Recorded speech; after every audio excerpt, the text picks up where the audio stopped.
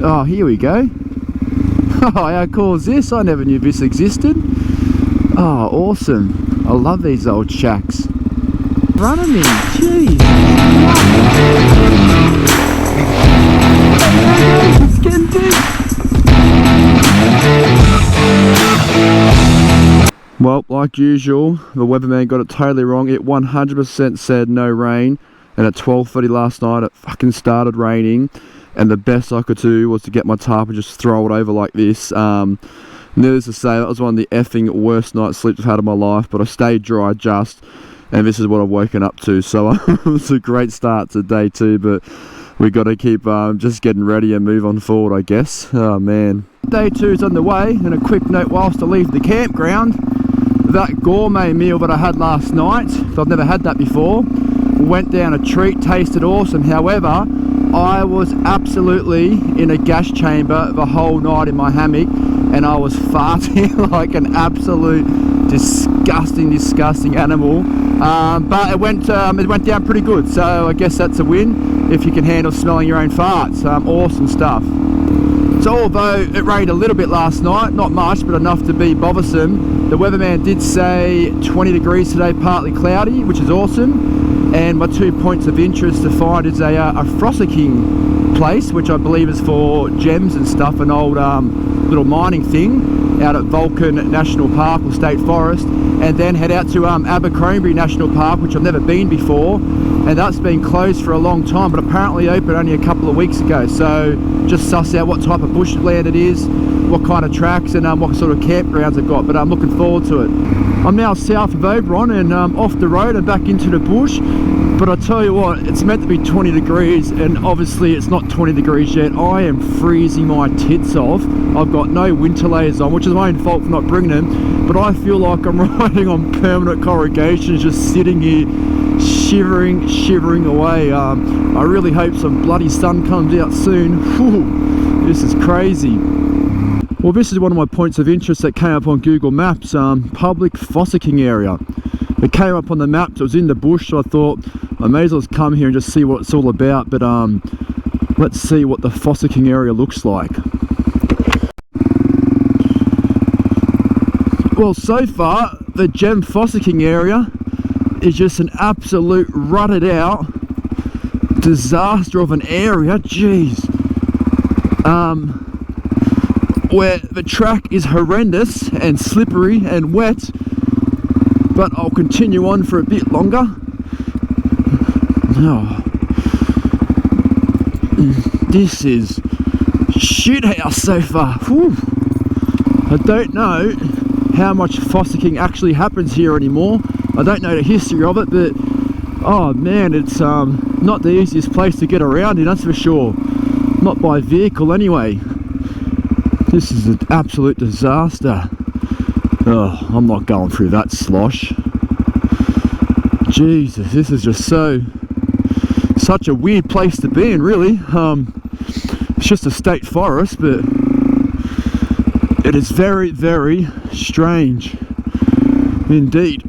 I can officially say that the public fossicking area, and there's no one here, I've only explored a little bit of it, but it's just a very wet, soggy, pothole, sad place to ride in when you're doing adventure riding anyway. Maybe unloaded will be fun, but I think it's time to get out of here and keep exploring. Have a go of how dark it is in here. I don't know if the GoPro's showing it, but it doesn't look like much bloody sun ever gets in here.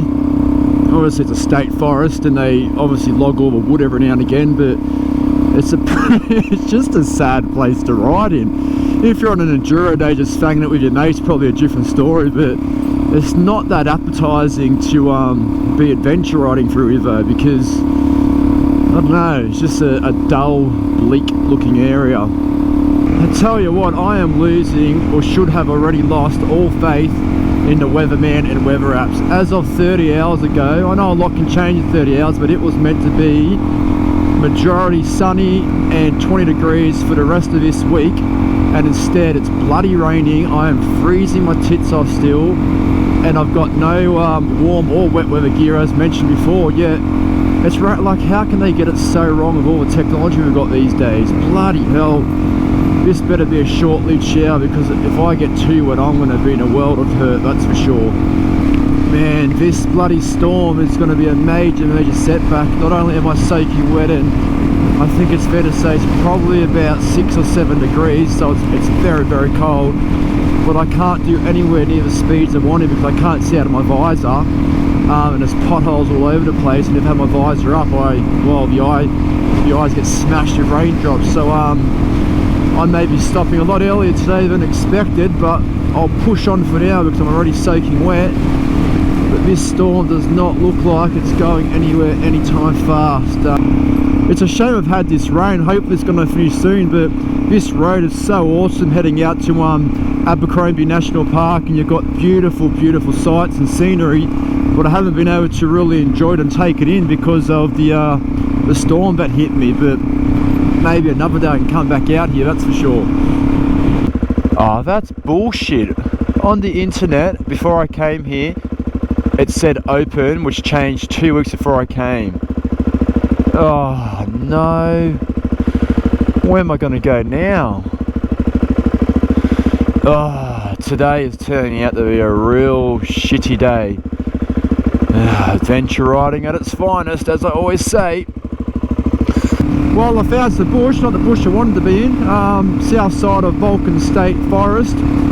But I haven't been here, so I'll explore it, and I'll travel east, and I'll try and head towards the south side of Canangra and Wombian Caves area and try and explore some tracks there later today. But yeah, a lot of backtracking today, unfortunately. That's adventure riding sometimes. I guess my problem is I get very set on a certain location. If I don't get to go there, I get pretty down in the dumps about it, but I'll push that out of my head. And look, end of the day, I'm riding, the rain sort of stopped for now, I'm slowly drying out, so I guess what more do you want? You're on the bike, you're riding, it's all good, it's all good.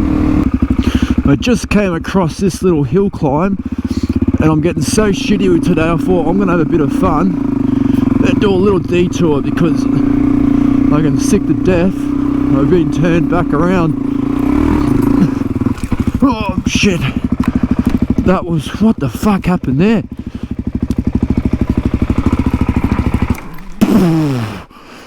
Oh man, today is not my day. Just fucking completely washed out. Luckily I landed on a high point. This is turning out to be a disaster. Come on, stay positive, stay freaking positive. I'm just too bloody wet. Man, that was close. I cannot cut a break at all. Oh man, this sucks ass. I'm actually descending quite a steep hill, but this is really weird because it looks like a main track, but it's not on Google or my offline apps as a track that exists, so I don't know if that means anything positive for me, but I've come down it anyway. I can certainly get up it if I need to, but it's kind of cool exploring a track that doesn't exist though. Well, I don't know what the GoPro's showing, but I'd suggest it's showing that I'm on a track, but yet it still doesn't exist on any maps, so this could be why maybe. Oh, just a little crossing.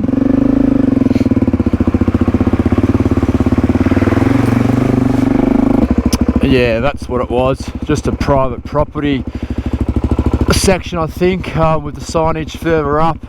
That's alright. I think I'm getting the gist of it out here. There's one or two main tracks, all the rest just lead to nothing. A bit of exploring to be had, but it's always backtracking involved. So backtracking I'll do once again and just see what happens.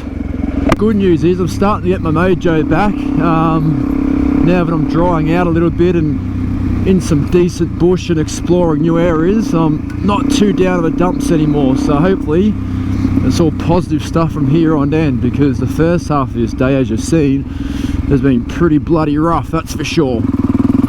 Oh, glorious blue sky and just a pinch of sun. I've got 2 hours left of riding today before I must find a campsite, and I might be finishing in a bit of sun. How good is that?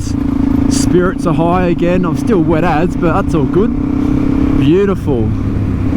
It's so weird. Here is a pine forest, which I can only assume is very similar to where it's native and what it would look like in its native lands. And then this is the Australian bush, which has just got plenty of open area, just, you know, raggedy old gum trees that are hardy as though. And then you've got this again. Two complete different, I guess, ecosystem, if you want to put it that way.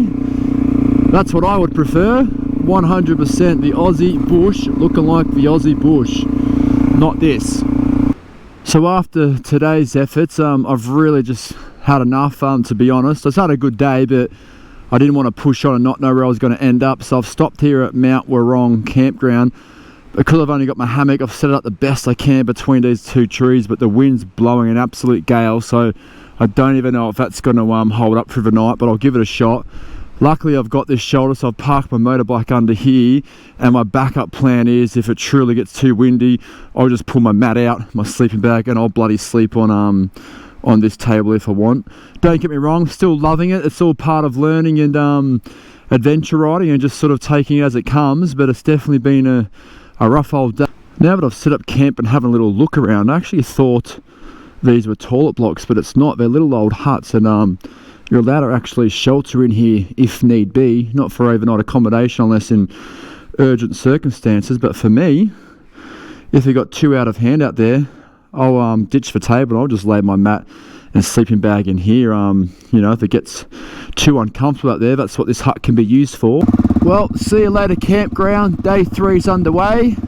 Beautiful. I've got full sun this time, and last night was horrendous, and I did in fact get my sleeping mat, sleeping bag, and I slept in that hut because it was just far too windy and all of my body heat was being stolen from underneath me. And the problem with the hammock is, if you don't have a underquilt and it's windy and cold, it's miserable, but the underquilt takes up too much room in the bag, so you're better off just having a tent. Anyway, still a fun night overall, a bit of an experience I'll never forget. But day 3, let's get at it. 100% perfect weather. I'm pretty excited for today. It's my last day of riding, but because I've got such good weather and such good tracks to ride, I do know the tracks out here are awesome. It's all positive vibes. Awesome stuff. I cannot complain. And even with 2 horrendous nights sleep, they're the moments that we remember though. So in a year's time, I'll be thinking back and just laughing about that. Oh, phenomenal look down there. Unbelievable. Oh, here we go.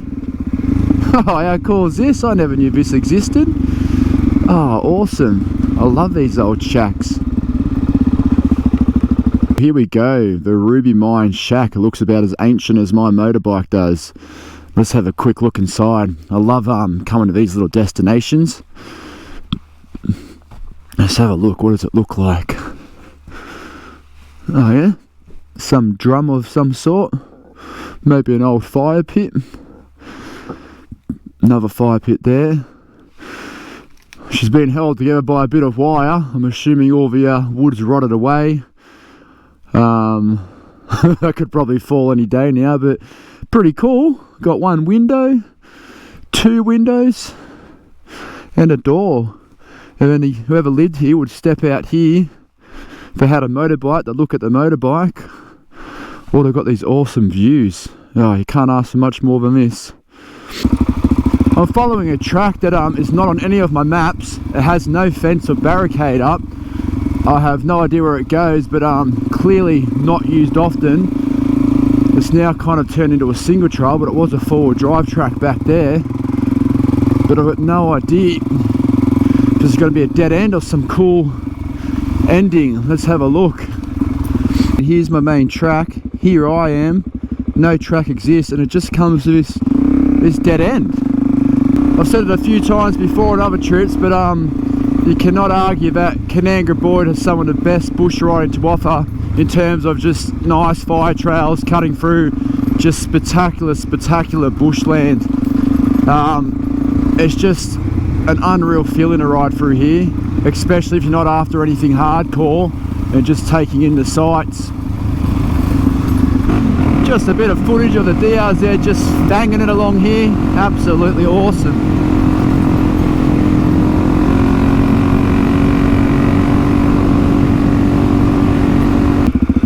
I don't know what this will look like on the GoPro, but I'm going slow. But all these trees are all windswept and they all grow out to the right. And as you ride through it, it's so disorientating. You want to lean your bike to the right because your eyes want to follow the trees. But obviously you'd fall off your bike if you did that. But that's pretty cool and weird to ride through, that's for sure.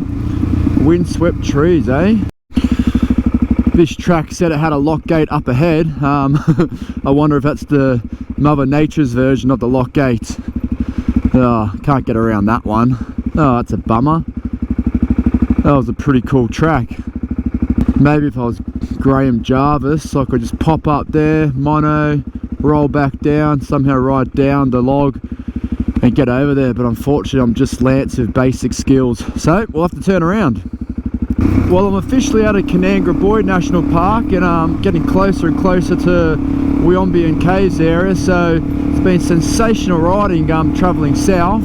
I believe I've got a few more tracks I'm still able to achieve, but Canangra Boyd, once again, you never ever disappoint, except for last night when I was freezing my tits off in my hammock, but that's my own fault, so no apologies needed there from the National Park at all. But do yourselves a favour and ride through Canangra National Park and do all the tracks you can. It's definitely enjoyable. I'm slowly getting my way out of the bush, but I'm coming across some little left and right turns here and there, so I don't want my day to stop yet. So I'm trying to climb this bloody absolute rubbish of a track, see where it takes me. Otherwise, I keep going straight ahead, I start heading home, which the day's too nice for that to happen yet. I don't really know if this is a track anymore. Oh yeah, right, one of those things. I wonder if I just push through just into here. Nah, big tree just there. Shit. Okay, well, I'll keep going towards home for now. Get out of this shit show. Now this is what it's all about. Have a look at those views. Riding right against the cliff face here. Just don't want to fall off. Unbelievable. Spectacular. I just saw this little high point, which might give me a bird's eye view of where I'm going and what's going on out there. Let's try and climb this and suss out the terrain and make sure I'm not doing anything silly where I'll run out of fuel. Whew, she's steep climbing up here.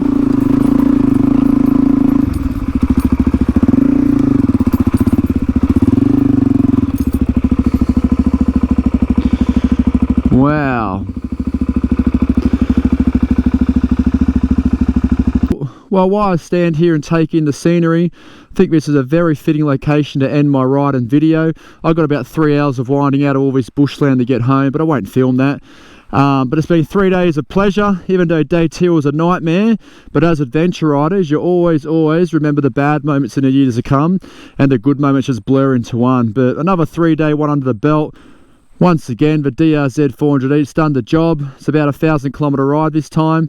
But on that note, everybody, thanks for watching. Please subscribe, comment and like. I'll try to get back to you where I can. And enjoy the scenery. I'll catch you on the next ride.